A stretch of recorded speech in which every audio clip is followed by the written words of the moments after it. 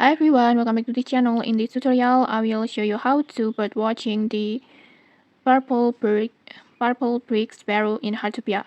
So right now Heartopia has a new event that called Modular Street, and at this event you can bird watching any new special birds. One of them is purple brick sparrow, and the bird has a purple color with the brick's body like this. It's so unique.